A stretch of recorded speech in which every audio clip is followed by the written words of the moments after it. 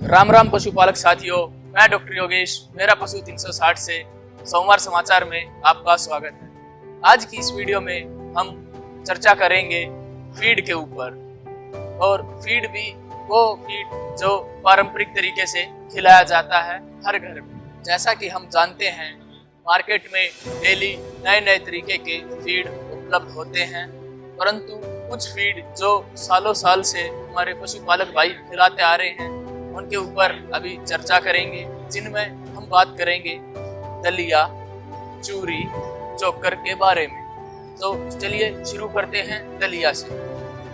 दलिया लगभग हर किसान भाई के घर पे उपलब्ध होता है, अन्यथा वह बाजार से खरीद के लाता है। दलिया क्यों जरूरी है या दलिया में क्या क्या खास बात? दलिया ऊर्जा का बहुत ही महत्वपूर्ण स्रोत है। इससे पशु को ऊर्जा मिलती है, ऊर्जा मिलने से पशु का दूध बढ़ता है, पशु के अंदर ताकत आती है।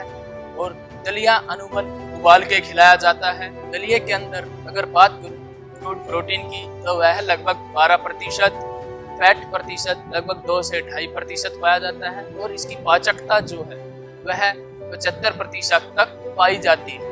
अगर खिलाने की बात की जाए तो एक पशु को लगभग अनाज जो है वह दाना मिश्रण का 1/3 हिस्से तक खिलाया जा सकता है। तो मोटा मोटी अगर हम एक पशु को एक समय का 3 किलो दाना दे रहे हैं तो उसमें 1 किलो तक की मात्रा दलिए की जा सकती है, अगर कोई अन्य अनाज नहीं दिया जा रहा है तो। चलिए अब आगे बढ़ते हैं चना चूरी के ऊपर। चना चूरी, जैसा कि हम जानते हैं, चने का टूटा हुआ वो हिस्सा है। यह चने से काफी सस्ता पड़ता है एवं चने से ज्यादा पाचक भी रहता है। चना चूरी के अंदर छिलका, चने का टुकड़ा और उसका थोड़ा सा आटा यानी बेसन, ये सब मिश्रित रहता है। चना चूरी काफी किफायती रहती है। किसान भाई चना चूरी भी अच्छे से इस्तेमाल करते हैं। चना चूरी खाने से पशु के अंदर प्रोटीन की मात्रा एवं ऊर्जा की मात्रा दोनों ही प्राप्त होते हैं। अगर बात करूं प्रोटीन परसेंट की, तो क्रूड प्रोटीन चना चूरी में लगभग 10 से 12% पाया जाता है। और चना चूरी जो है यह पशु को प्यास भी लगाती है, यह पानी सोखने में अधिक सक्षम रहती है, तो जिसकी वजह से जैसे ही पशु चना चूरी ज्यादा खाता है तो पानी की प्यास भी बहुत लगती है।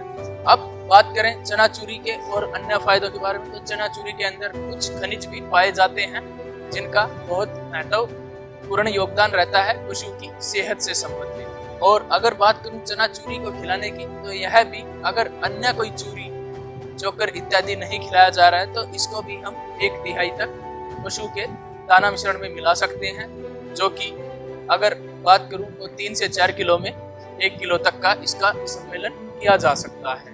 आइए अब चना चूरी के पश्चात चलते हैं चोकर के ऊपर। तो चोकर होता क्या है? चोकर कोई भी आटा है उसका जो छानस बच जाता है, जो मोटा बच जाता है, बेसिकली किसी भी अनाज के ऊपर का हल्की कोटिंग या छिलका, उस तरीके का जो पदार्थ बचता है छानने के बाद, उसको चोकर बोला जाता है।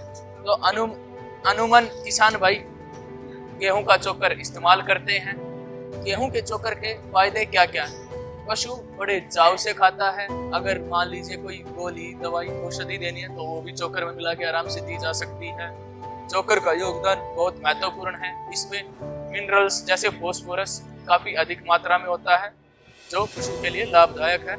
साथ ही चोकर के अन्य फायदों में अगर बात की जाए तो यह पाचन तंत्र को मजबूत बनाता है, और जो गोबर है वह काफी अच्छा निकलता है। उसकी जो टेंडेंसी है वह काफी बढ़िया बनी रहती है। चोकर खाने से पशु को प्यास भी अधिक लगती है। प्यास अधिक लगती है तो पशु का जो पाचन तंत्र है उस पर असर पड़ता है और वह बढ़िया बना रहता है। अगर बात करें चोकर को खिलाने की, तो वह दाना मिश्रण में या संतुलित पशु आहार में 1/4 हिस्से तक आराम से सम्मिलित किया जा सकता है। एवं कुछ किसान भाई चोकर को इस्तेमाल करते हैं जैसे बचे हुए चारे को खिलाने के लिए।